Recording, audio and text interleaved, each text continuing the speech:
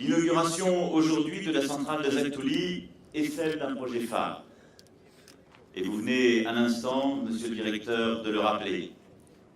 C'est l'image d'une Afrique qui s'engage vers des solutions durables, écologiques, à la fois au bénéfice concret et immédiat des populations, mais aussi de l'agenda global climat. Zagtouli, qui a été cofinancé par l'Agence française de développement à hauteur de 22 millions d'euros et par l'Union européenne à hauteur de 25 millions d'euros, est la plus grande centrale solaire d'Afrique de l'Ouest. Je veux ici saluer l'achèvement d'un projet qui illustre l'exemplarité du Burkina Faso à 4 titres.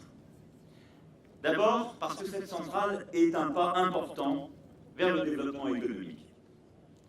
Zagtouli apportera une énergie régulière à des tarifs très avantageux à la population et aux entreprises. Ce projet réduira donc la dépendance du pays. Ensuite, Zagtouli a été réalisé dans les meilleurs standards internationaux grâce à la synergie entre l'expertise européenne et locale. Et c'est cela, cet esprit, cet équilibre, cette relation que nous voulons l'un et l'autre développer. Le troisième élément fort de ce projet de Zagtouli, c'est, comme je l'évoquais, sa dimension climat. Zagtouli démontre qu'au Sahel, il est possible de concilier efficacité économique et lutte contre le changement climatique. Plus de 50% de l'énergie consommée au Burkina est produite dans des centrales thermiques. Avec Zagtouli, le Burkina Faso va économiser, vous l'avez dit, 26 000 tonnes de CO2 par an, en produisant une énergie à un prix 4 fois moins élevé que l'énergie thermique.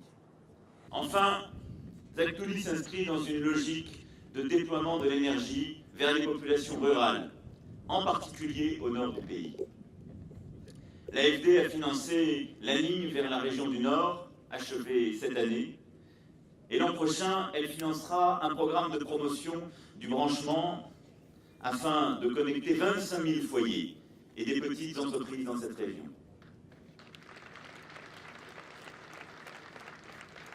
Le Burkina Faso a pris la ferme résolution de mettre tout en œuvre pour exploiter l'une de ses principales ressources naturelles qu'est le soleil.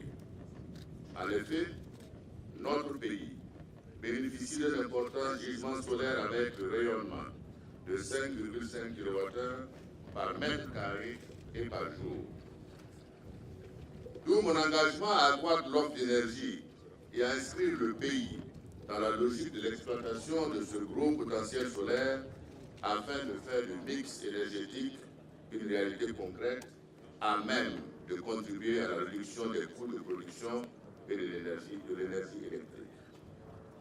Aussi, au rang des préoccupations prioritaires de l'État en matière d'énergie figure l'exploitation rationnelle de nos ressources naturelles en vue de produire une énergie verte, moins coûteuse et destinée à soutenir l'industrie et l'économie nationale.